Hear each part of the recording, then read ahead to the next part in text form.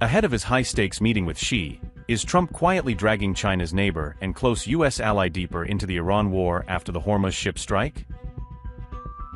A key U.S. partner in China's neighborhood is fuming over the attack on its vessel near the Strait of Hormuz.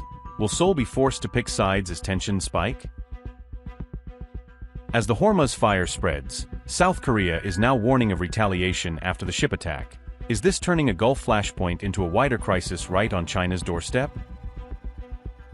South Korea's presidential Blue House strongly condemned the attack on a cargo ship operated by a Korean shipper near the Strait of Hormuz, calling it unacceptable in an official statement. The vessel was struck earlier this month close to the Strait of Hormuz amid escalating regional tensions and repeated incidents targeting commercial shipping. Seoul said it would decide on a response after identifying those responsible for the attack, indicating that an investigation and attribution process is underway. South Korean experts have carried out an initial forensic review of damage on the ship's left rear section, where the impact was concentrated. Officials said the strike triggered a fire inside the vessel's engine room, which was later brought under control without loss of life. 24 crew members, including 6 South Koreans and 18 foreign nationals, were on board at the time of the incident, and no casualties have been reported so far. The attack occurred as Iran continues restricting movement through the Strait of Hormuz, a choke point where Tehran has warned countries enforcing U.S. sanctions could face risks. In recent weeks, multiple ships in the Gulf region have suffered fires, suspected projectile strikes and drone attacks, adding to concerns about maritime security in the area. Against this backdrop, the editor-in-chief of a hardline Iranian newspaper has openly threatened other American allies, further raising alarm among U.S. partners in the region. Hossein Shariat-Madari, editor-in-chief of the conservative Kayhan newspaper, said Iran could target British and French warships in the region if they become involved in the standoff. His comments came after both nations moved to expand their naval presence around the strait, including deploying additional ships and support assets to the wider Gulf area.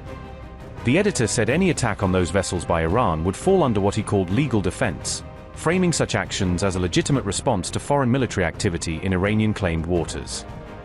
Hossein Shariat-Madari said, and I quote, "The French and British armies have formally announced that they crossed the Suez Canal and entered Red Sea waters to cooperate with the US and Israel. Therefore, attacking these vessels is our natural and recognized right and can be defined within the framework of legal defense. Yemen's resistance forces have also eagerly declared their readiness to carry out this divine mission." Unquote. The remarks came amid broader Iranian warnings against an extra-regional military buildup near the Strait of Hormuz, which Tehran sees as a form of pressure and provocation. Iranian officials have insisted that only Tehran has the authority to maintain security in the strait, arguing that coastal state powers, not external navies, should control the waterway. However, French President Emmanuel Macron has recently insisted that Paris is not seeking a direct confrontation with Iran, describing the French naval mission as a defensive and stabilizing step.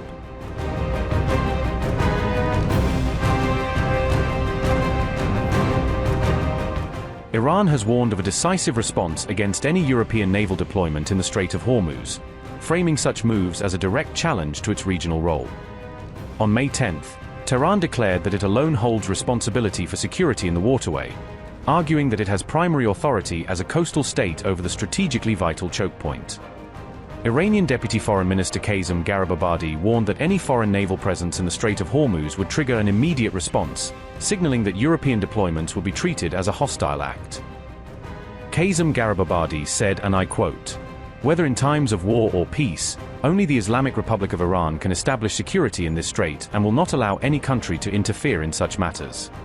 Any deployment and stationing of extra-regional destroyers around the Strait of Hormuz, under the pretext of protecting shipping, is nothing but an escalation of the crisis, the militarization of a vital waterway, and an attempt to cover up the true root of insecurity in the region.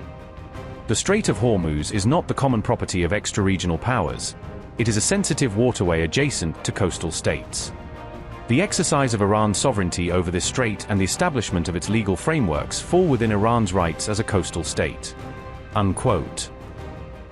The warning came after reports that France and the United Kingdom were preparing naval deployments around the Strait of Hormuz, including positioning assets closer to the Gulf and the southern Red Sea.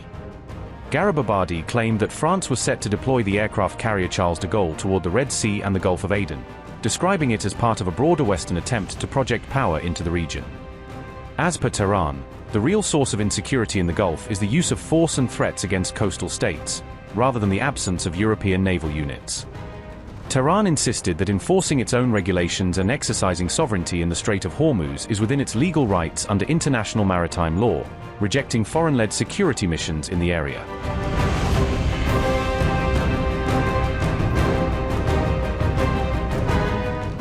Amid rising tensions, French President Emmanuel Macron attempted to soften concerns over direct confrontation with Iran, seeking to frame France's role as purely defensive. Macron said France never considered a direct military deployment into the Strait of Hormuz itself, arguing that European forces would operate in adjacent waters rather than alongside US warships inside the choke point. However, Macron added that Paris remained prepared to adjust its posture if conditions in the waterways change, keeping the possibility of a more robust naval presence on the table.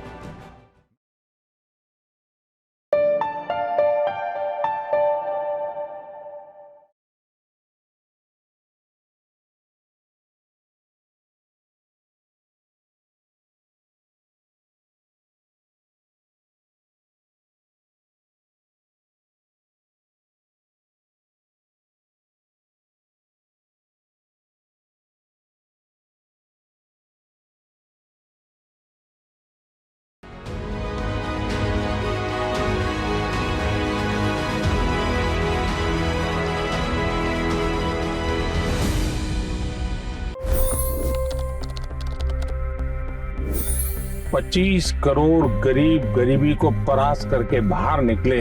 For the good of our nation, let's work together and let's truly make America great again. The fastest news breaks. Requested PM saying that we will have to speak to Putin and to Zelensky. The biggest news makers. The relationship with India is probably the most important bilateral relationship the U.S. will have for the rest of this century. The capital delivered quite an election result today. Expert analysis. The million-dollar question today is how to stop this dance of death. Ground reports. I'm standing at the crossroad of the Kumbh Mela. Behind me are more than 100 entry ghats. Long-form interviews. Exclusionary politics is reflected in Manipur case as well. You don't bother because this is a small state. Deep dive into burning issues. It's often said DRC could be the richest country in the whole world. It's because of what sits underneath. Why exactly did the US topple the Sheikh Hasina government? HD videos. We don't just break news, we break it down.